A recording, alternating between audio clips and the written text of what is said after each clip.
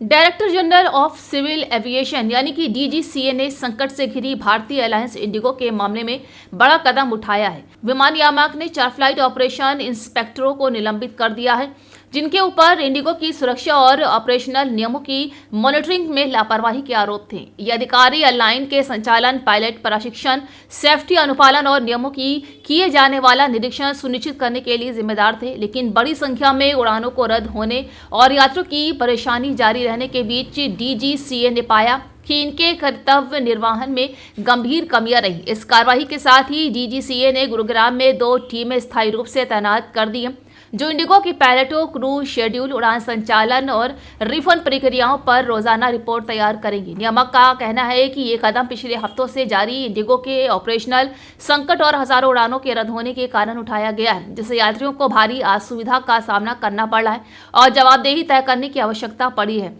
जहां डीजीसीए का फोकस अब नियमों का पालन, सेफ्टी स्टैंडर्ड्स की सुनिश्चितता और ऑपरेशनल स्थिरता है, ताकि भविष्य में इस तरह के व्यवधान से बचा जा सके। बॉलीवुड की वरिष्ठ अभिनेत्री और राजनेता जया बच्चन ने हाल ही में एक इवेंट में पेपराजी संस्कृति पर तीखा बयान दिया, जिसमें उन्होंने सवाल किया कि आजकल के फोटोग्राफर कौन है, कहां से आते हैं और उनका तथाकथित प्रोफेशनलिज्म कितना मान है। उन्होंने आलोचना करते हुए ये भी कहा कि वो कई बार बस मोबाइल पकड़कर लोगों के पीछे घूमते हैं, बिना किसी औपचारिकता या प्रशिक्षण के। ये टिप्पणी सोशल मीडिया पर वायरल हुई और उस पर चर्चा भी चली। तो वही जया के इस बयान के बाद बॉलीवुड में इसका रंग रूप अलग अलग प्रतिक्रियाओं के साथ उभर रहा है। कई हस्तियों ने अपनी राय दी। इस बीच अभिनेता आशुतोष राणा ने भी इस मामले में अपनी बात रखी। उन्होंने कहा कि हर व्यक्ति की अपनी मान या वैल्यू होती है और हर किसी का रोल मनोरंजन इंडस्ट्री के इकोसिस्टम की तरह से अहम है। आशुतोष राणा की टिप्पणी से ये संकेत मिलता है कि वो पूरी तरह से जया के नजरिए को नहीं दोहराते, बल्कि वो पेपराजी सहित सभी के काम को कुछ सम्मान देना चाहते हैं। इसके अलावा इस विवाद से जुड़ी टिप्पणियों में शत्रुघ्न सिन्हा ने पेपराजी का समर्थन करते हुए हल्का फुल्का जवाब दिया कि वो पैंट और शर्ट भी अच्छे पहनते हैं, जिससे माहौल थोड़ा हल्का रहे। जया बच्चन ने पेपराजी पर सवाल उठाए और उनके व्यवहार तथा पेशेवर रवैये को चुनौती भी दी। विवाद के बीच आशुतोष राणा ने कहा कि हर इंसान की अपनी कीमत होती है और सभी को सम्मान के साथ देखा जाना चाहिए। लखनऊ में सिरफिरे प्रेमी ने युवती को गोली मार दी। वो आधी रात युवती के घर में घुस गया, उसके साथ मारपीट की, घर में रखे सामान तोड़े। उसके बाद युवती को 2 गोली मारी। एक गोली युवती के कंधे और दूसरी हाथ में लगी। युवती को कमरे में बंद करके स्कॉर्पियो से वो फरार हुआ। बता दें कि गोली चलने की आवाज और चीख पुकार सुनकर पहुंचे परिवारजन और पड़ोसी मौके पर, जहां युवती को उपचार के लिए अस्पताल पहुंचाया गया, जहां उसका इलाज चल रहा है। वहीं पुलिस ने आरोपी के खिलाफ नामजद रिपोर्ट दर्ज की है। घटना गुरुवार रात 2 बजे पारा थाना क्षेत्र की बताई जा रही है। 21 साल की युवती बहन और भांजी के साथ किराए के मकान में रहती है। उसकी बहन ने बताया है कि करीब 1 साल से सरोजनी नगर के माना निवासी आकाश कश्यप से छोटी बहन का प्रेम प्रसंग था। आकाश क्रिमिनल प्रवृत्ति और नशे का आदी है।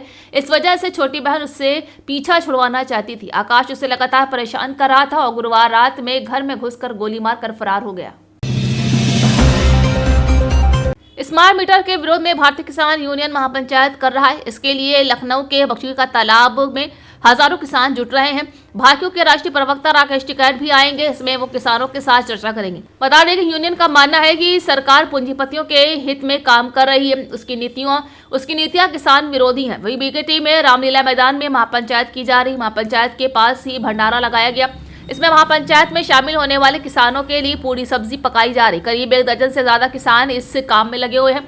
यूनियन के अध्यक्ष आलोक वर्मा ने बताया है कि लखनऊ विकास प्राधिकरण भी किसानों का शोषण कर रहा है।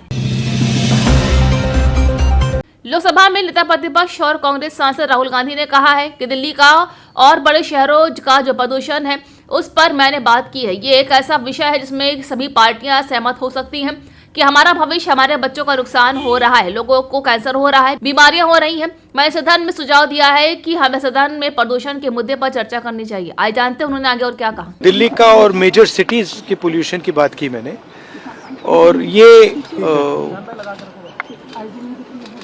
एक ऐसा इशू है जिसमें सारी पार्टियां अग्री कर सकती हैं कि हमारा जो फ्यूचर है, बच्चे हैं, उनका नुकसान हो रहा है, लोगों को कैंसर हो रहा है, बीमारियां हो रही हैं, सांस नहीं ली जा रही है, खांसी हो रही है। तो मैंने सजेस्ट किया पार्लियामेंट में कि हमें डिस्कशन करना चाहिए पोल्यूशन इशू पर, और दूसरे तरीके से डिस्कशन करना चाहिए। नॉर्मली क्या होता है, ब्लेम गेम चलता है, वो कहते हैं कि देखिए आपने ये नहीं किया, हम कहते हैं आपने वो नहीं किया। तो इस इशू पे यूनानिमस होना चाहिए कि देखिए हम फ्यूचर की बात करेंगे और इसको समस्या को हल कैसे किया जाए उस पर डिस्कशन करेंगे और जो एक्सपर्ट्स हैं उनका भी इनपुट लेंगे और देश को दिखाएंगे कि जॉइंटली हम एक पोल्यूशन पर काम कर सकते हैं।